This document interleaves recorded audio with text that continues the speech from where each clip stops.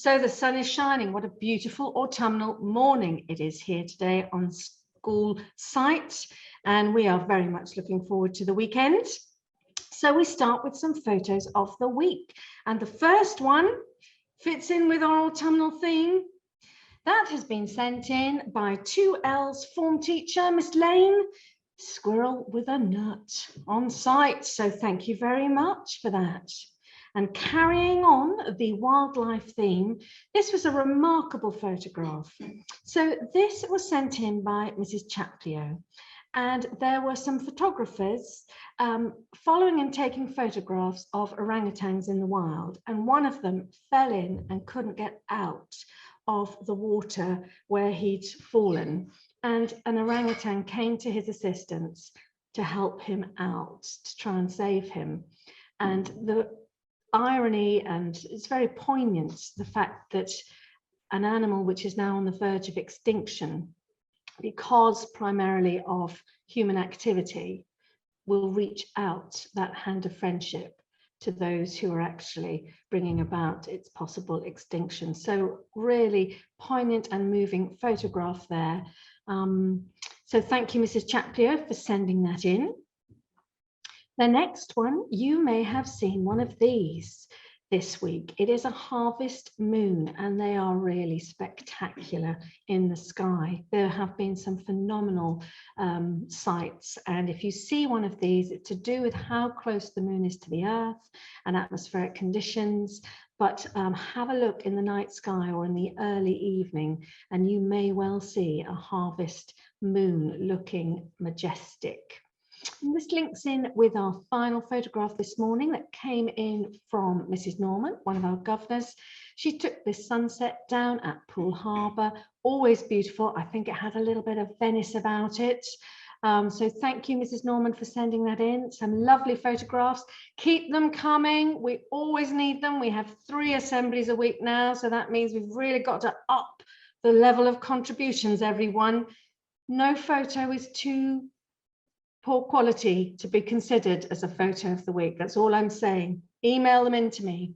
Now I'm going to hand over to Mrs. Atkins. She is leading our assembly this morning, and she is going to talk to you about our school motto.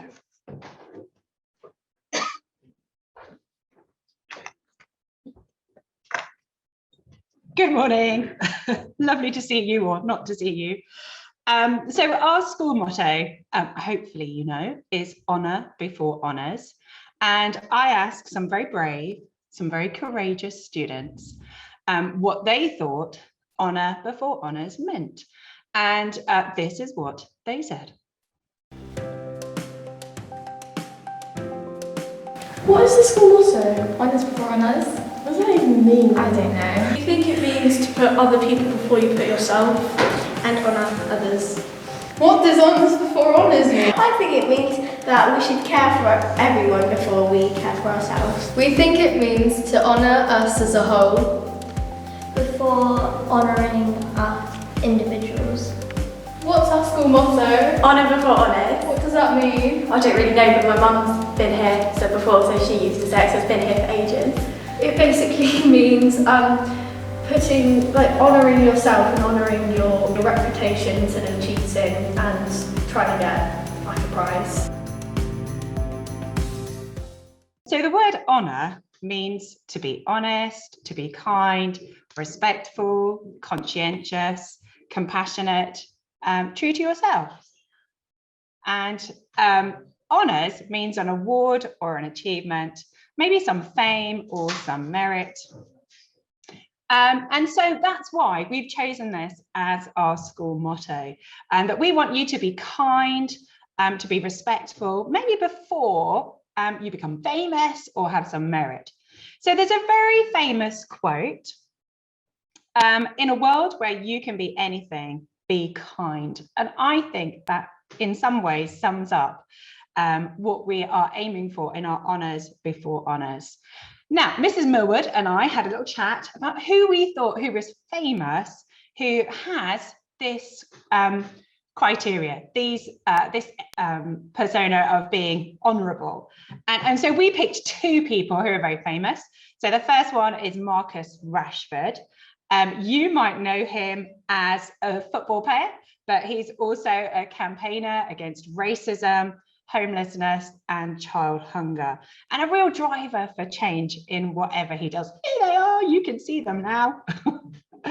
And also, you might know Malala on the right there, and she's a real activist for the right for education for all, especially for girls. And so we thought these were two really good examples. If you're not really sure what honour before honours means, think about these people and the kind of things that they do, maybe not for themselves or for their own ego, but actually to put other people first. So I had a discussion with some of my classes yesterday about who they thought in school had honour before honours. Who did they think was the embodiment of our school motto? Now, shall I tell everybody? I'm not sure. Mrs. McDonald cropped up in our list. Mr. Jewell cropped up in our list. Mrs. Stone cropped up in the list, but also people perhaps behind the scenes. So Mrs. Smith, who gives us tissues and hand sanitizer, those people quietly getting on with their jobs, helping us all, being kind, being smiley. Mrs. Stone cropped up on the list. Those people who put other people before themselves, who are kind, compassionate. And so what Mrs. Stone and I put together a few years ago is an honour before honours scheme. And the idea is that it's a student leadership award. And what we are trying to encourage are characteristics like independence, creative thinking, and interdisciplinary learning. And we decided on 3 stages or 3 badges for this award. So there is bronze, silver, and gold. And we put together this scheme to try and embody some of those, some of the thinking behind honour before honours. And what does it involve? Shall I tell you what it involves? So the next slide tells you that there are 12 criteria to be involved. Now, we decided to give you 10 and then to encourage your independence, because everybody's different, everybody's unique, everybody's got their own gifts and talents. We decided to leave 2 of them for you to decide. Now, I'm hoping that some of these you might be doing already. Tasks like organising a charity event. So my form and year 8 are busy organising their charity week and being involved in a school club. And again, Textiles Club is very popular at the minute, lots of PE clubs, and also outstanding work. So I know my year 10s are very good at this. They could do that already. Now, you are responsible for collating your evidence, for collecting it together, for asking teachers or people to sign that you've done it properly and fairly, that you haven't cheated, but you also decide what you are going to do for each activity. So on the next slide are the 12 criteria. You might not be able to read it, but if you want more information, you can ask me, or if you're in year 6, you can ask your tutors. Now, this is open to everybody in the school. So this week, our theme for assembly is equality. So this is not just for the clever people, for the sporty people, for the arty people. This scheme is for everybody to have a go. And some of those things like doing a club, being involved in an assembly. So the people who helped me with my assembly, who were videoed themselves, can already tick off one of these 12 criteria. Now, you may also see on our school website or around the school, the sign, Think Big. And yes, that's what we are thinking. We are thinking big when we're thinking about our Honour Before Honours award. But I know gearing up to do something can be really hard. The most commonly used phrase in my house from my youngest son is, oh, it's too much effort. Oh, I just can't be bothered. So deciding to do something is one thing, having the intention, but following through, getting it all signed off, getting it all ticked off is quite another. So motivation is something that drives us. So having our intention to think big, to sign up for the scheme is absolutely fantastic. And I can't encourage you enough. And yes, please be positive.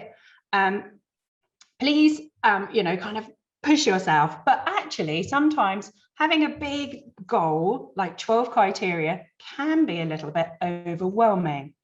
So I thought this might be a little bit easier. So do small steps every day.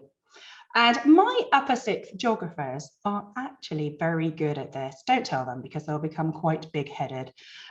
Because they have a very big project. They have got their coursework to do. And if they thought about how much work they had to do and how big this project was, it might be quite overwhelming. So we break it down into small steps that they do every week or every 2 weeks. And by doing that, they can make progress. And when they're really tired, or there's something that's happened, an obstacle, they know that they have that persistence, that perseverance, but maybe that realism to strive for progress and not perfection. And that's what I want to encourage you this morning. So yes, have the intent, have the focus to do something, hopefully for other people, but you might surprise yourself when you sign up for this scheme. For one person, it was quite life-changing when she had to ask somebody for a reference for this. And she was absolutely blown away by what the nurse said about her. She couldn't believe all the positive things that the nurse thought about her. And for her, that really changed her mental outlook, that she realized that actually her perception of herself was perhaps a little bit more critical than it should have been. So have the intention to sign up, do something for others, but maybe for yourself too.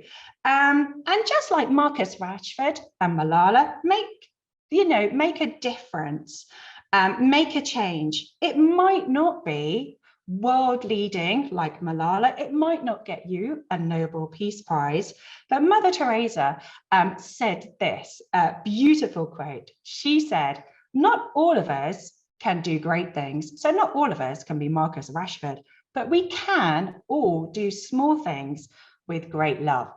One of my favorite days is when I come in and one of my friends has put a little tiny piece of chocolate in my locker or my pigeonhole, and that can make a difference to somebody's day.